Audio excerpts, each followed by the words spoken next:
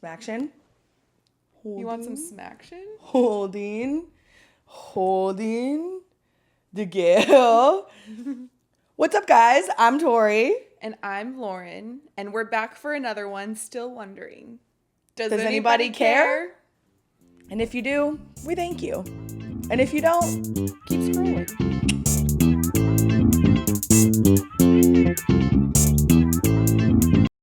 We're sensitive souls. Low-key. Honestly, though, Low-key. ever since he told me that story, the Which sleepover story, I realized just how much of a sensitive soul softie. you really are. Okay, so For the people. when I was a kid, I loved like sleepovers at a friend's house or even family member's house. But I could not do like a back-to-back, like a Friday and a Saturday night. I would get really, really, really homesick. It's funny to see kind of like what stays with you in adulthood. And I've always been like very introverted. I've always loved my space. I've always loved my things. I love my home. I love my peace. Even when I was a kid, like, I love hanging out with my friends, but I love coming home to my space. So I would do like a one night a weekend, like fun little sleepover. And one time, I'm sure this happened a couple times, but like one time I always remember. So I had done one night at a friend's house, whatever, it was fine. Had fun. And then the next night I was supposed to stay with like my great aunts. Like my mom's aunt had a granddaughter my age. Like she's a couple years younger than me. And they lived like 45 minutes away. So it was like my mom picked me up. My mom's boyfriend came and picked me up like an hour later. And then I like went off. So I like barely saw my parents. And we were like, whatever, we were having fun. It was fine. I was maybe like 9. But that's still pretty old. I was thinking like kindergarten, so. No, I was probably like, let's look up when Lonely came out. Yeah, I was 9 when that song came out. So I was like 9. So I'm at my cousin's house, whatever, and we're like having fun. It's fine. And then something like, the song Lonely came on, and I got really homesick and sad. And it's like, listen, I am somebody that like frequencies in music, lyrics in music do affect me. Same. Even if I'm happy, like sometimes songs just make me cry. Yeah. And it's like the instrumental of it all in a song will get me. So that song plus the lyrics plus being away from my mom for 48 hours, not even, really got me. And I like ran to the bathroom and I started crying. And I was like boo-hooing, like big crying. And my great aunt like came, her name was Jeannie, she was the best. She came over and like was like, hey, like, are you good? What's going on? So I like explained the situation, and she was like, I just remember her being like, she's like, kid, it's been 48 hours. She's like, you're 9 years old. You're gonna be fine. Yeah. And she like calmed me down, whatever. It was fine. I ended up being fine. I can't remember. I do think I like stayed the night that night. My mom picked me up the next day. I don't think I went home. Yeah, I was gonna say, have you ever done like a sleepover where you were the person that had your mom come and pick you up in the middle of the night, or like, you know, honestly, I don't think so. No, I don't think so. Have you? Unlike you, I was on the exact opposite side of the spectrum. You were like, give me out of whenever I had the chance to sleep over at a friend's house, I was like, bye, later. Like, I'm out of here. I'm going to go live my independent life. I love that. I'm just somebody that's always been like so interested in having my own independence. Yeah. Like, no knock on my family, anything like that. I've just always like literally like thrived to be an independent person. Yeah. Like, I remember even when I was as young as like 5 years old, I would be like, I wish I could just live by myself. Or when I almost was able to drive, I'm like, I just want my own car so I can like go anywhere. Well, I was definitely like that once I got like into middle school. I was more so like, peace out, I'm leaving. Yeah. And like, obviously, no knock to my family. I have an incredible family, but it was more just like my own space. Like, to this day, I'm still like that. I mean, like, for sure. Yeah. There's truly, okay, this is a good thing for us to talk about, because there really is truly, in my opinion, nothing better then being able to support yourself, to give yourself like a life that you want. Yeah. And that means, having your own space, having like things in your life that you want, like being able to eat out, all the things. But it really is crazy because when you and I had this realization, I think it really like hit us to our core. But the fact that you and I are basically like the first women in our family's history. Not basically, literally. That have chosen a lifestyle that allows us to live like this. Yeah. We live on our own independently. Yeah. Like have our own jobs, pay our own bills, have our own apartments, all the things. Like, don't have children. Yeah. Like this is centuries, like our bloodline. Like ever. Yeah. And it's just so crazy because you and I definitely are like on the same page in terms of breaking family cycles or just like rewriting family history in a sense of like you can live outside of this traditional like way of living. Yeah.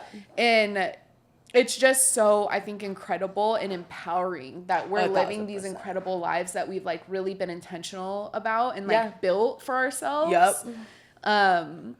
So yeah, it's coming from like crying in the bathroom to Akon to now like what an evolution you've had. Truly. You know, it's so cool. Yeah. And that's not to say that you're not still so close with your family. I'm not still like super close to my family. It's just being able to like, you know, build and develop that independence as well. Going off of that like independence, first ones to do that forever. It's not to say that there aren't moments where I'm like, fuck, I cook dinner and now I have to clean the house. I just did the floors and now I have to do the floors again. Look at me doing another load of laundry. Like I'm always cleaning the litter box, whatever. It has its moments where it would like, damn, it would be really cool to share this with somebody. The months where it's slow at work and you're like, I have to make rent on my own. This is cool. Like, is this going to be the month where I finally sell feet pics? You know, like there are those moments and that exists and two things can be true at once. And like, I'm very, very grateful for this life. But sometimes I'm like, it would be so much easier sometimes to have someone here to help me.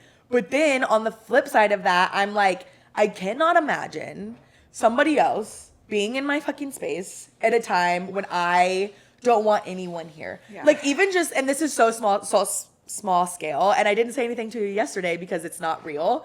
But when we were chilling last night watching Bring It On and you were doing the Theragun, it was it's truly nothing. You did it for like 40 minutes, and there were several moments in my head where I was like, you know what's crazy? It's still going. No, but you know what's crazy? You have every right to Theragun for 40 minutes. So I was like, you cannot.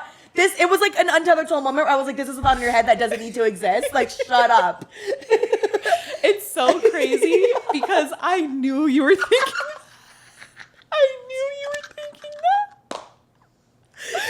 I was like, the fact that we're just so like in tune, it's crazy. Yeah. But like, I knew you were getting annoyed, dude. I don't even know if annoyed is the right word. I know what you mean though.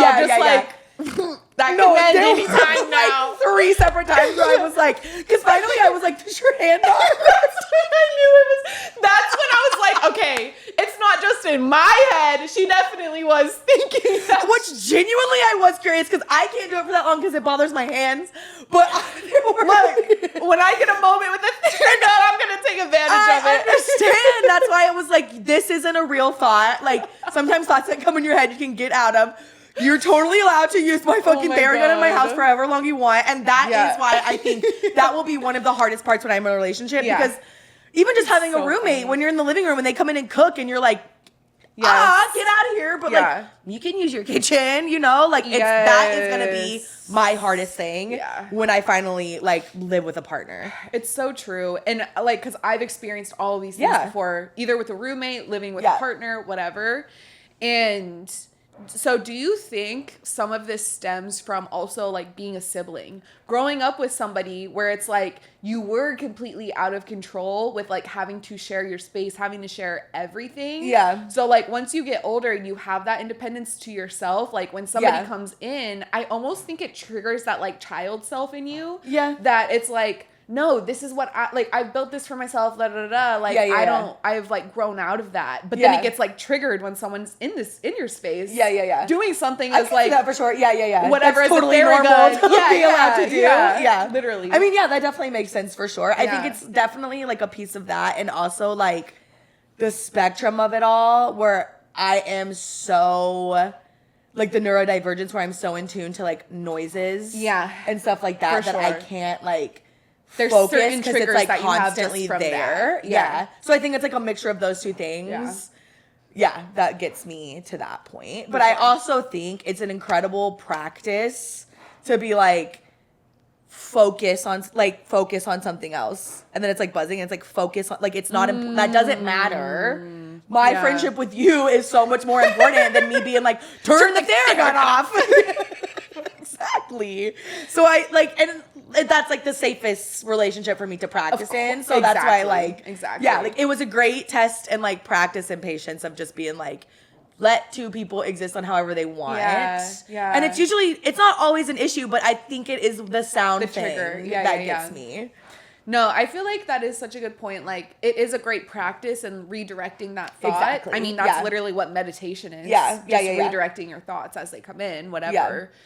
But I also think, like, maybe even the next step, like, say if a situation like that occurs in the future, being able to redirect the thoughts, but also being able to advocate for yourself in a healthy way. Like, that healthy communication. Like, I think it probably was on the right step when you asked, like, oh, is your hand hurting? Right? Because it had been going on for 40 minutes at that point. I also think maybe, like, once the 30-minute mark comes around, you're valid and also saying something. I watched you go for this also, like, let's be honest, I was, like, had smoked a little bit of weed, and I was just zoning the fuck out with it. So I was also going a little overboard with how long I was doing it for.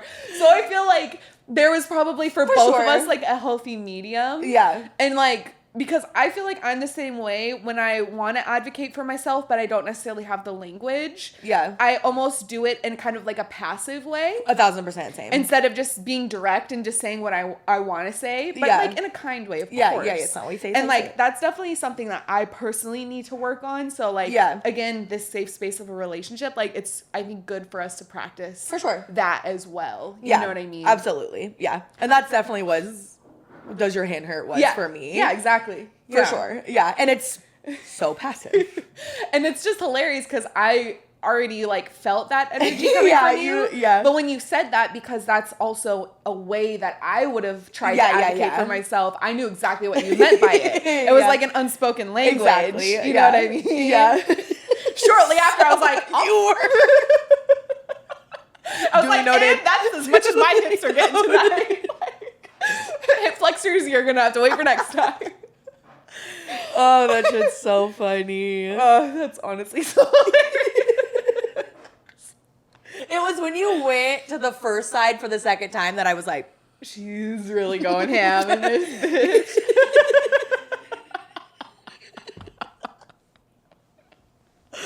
Oh, that's you said, hilarious. Oh, we're doubling back? No, literally. Oh, we're doubling back. We're tripling. Oh, we're tripling in my back. head, I'm like, she's just evening it out. That's fine. And then you went back and I was like, oh my God. It's so funny too, because this week I'm literally so sore. Yeah. And I told you I fucked my neck. Yeah. And so like, oh my God, it really was so needed. And that's another reason why I didn't say anything. Because I was like, I knew that you had just done that class and you were sore as fuck. And I was like, it's like so valid to want to use that thing.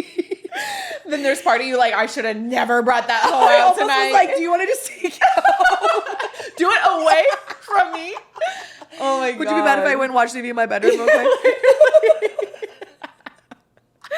Dude, it's so true. Oh, that's just no, but I was gonna say like, because you were saying when you like live with a partner type thing, like how all this is gonna feel, or no, not how this is gonna feel, but like that struggle. Yeah, no, that you wish sometimes that you had somebody to share like all of this with. And it's just very interesting to me because as you were saying that, what was coming up for me was like, I haven't thought about that once. Yeah. Well, but you also had just come from, I've never lived with a partner like that. That's why I was like, I know that's why I feel like that. Yeah. But I just thought it was just an interesting realization for me because I'm just like, I don't know. Yeah. I don't know. Obviously, it depends on who you're living with. Exactly.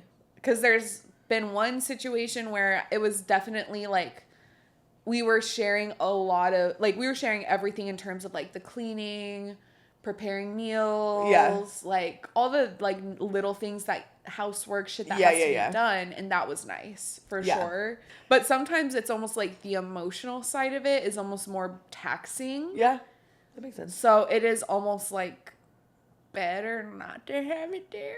Yeah, for sure. But like, and I know that it's just a testament to like you have to be with the right person. Like, and that's what I was just about to say. It's like if it's your person that you love most, like. But and then like to that point, I feel like roommates that I've had in the past where any little thing that they did irked the shit out of me. Same. But when you are living with a partner, even if they're doing the exact same stuff that irked you before, for some reason, it just doesn't. Yeah. It's crazy, like, what sleeping with somebody and living with somebody. Exactly. That's what how much of a different dynamic that is versus somebody that you're just, like, friends with, roommates with. Yeah. You know? Especially, like, y'all were so different in just the way you lived and the way you, like, kept house. Exactly. And cooked and, like, all of the above. Yeah. That would be... That's a test in and of itself. And then it's like the other aspect that's like, what you're saying, like the mental conversation you had with yourself, even like just last night, that was. Well, that's how it was when and like, I know you roommates too. Same. Yeah. It's very much like, yeah. It is funny too when you get into those mental conversations. Yeah. Trying to talk yourself down. Because a lot of the times it ends up being a circle. Yeah. Because you like acknowledge this doesn't really matter. They're just being themselves, all the things. But then it always comes full circle. But da-da-da-da-da. Yeah. And then you just like keep going like that because the longer it lasts. Exactly. And that's why I was saying like being able to integrate that healthy like conversation that you can have with that person, like self-advocation, I think is that next level up step for sure to kind of like stop that circular thinking. Yeah. Can I continue just a quick little anecdote about the squirrel saga in my fucking backyard? Yeah, throw back. Dude, the other day. Are you getting infiltrated? I think I'm more on your side right now because I woke up the other day. These motherfuckers ransacked my veggies and everything on my patio. All my mint destroyed, gone. Okay? They didn't touch the bell pepper for some reason. I guess they don't like a bell pepper. Crazy, love a bell pepper. The sunflowers you got me for my birthday, the seeds. Yeah. I was growing those, and one of them there were 2 left out of everything. One of them was getting so big it was about to flower. Yeah. They broke them in half. They broke one in half, the big one, and they pulled the other one completely out. Oh. I have a lemon balm.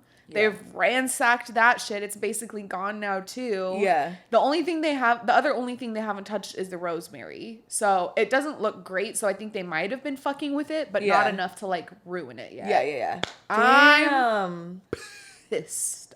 Learn from my mistakes and find some. There's got to be some kind of healthy, natural squirrel repellent that you could put out. I mean, definitely, I need to look into it. At this point in the season, though, I'm like, what the fuck am I gonna do right now? Yeah. But at least that kind of like other side of it, like that at least gives you time to really figure out like what to do. Definitely. But yeah, I'm like, dude, I'm telling you what, everyone's like, squirrels are so cute. Squirrels are so cute. I think they're in the trope of the troop of the enemy. Okay. Yeah, they're definitely getting less appealing to me. They are cute, don't get me wrong.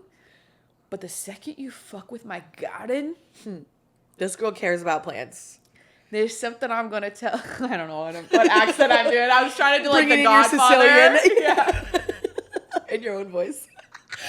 I am Italian, so whatever voice this is Italian. All that to say, count your fucking days, squirrels. All that to say, if you step foot in my garden again, I'm gonna. You really gotta say garden again. Bring it back.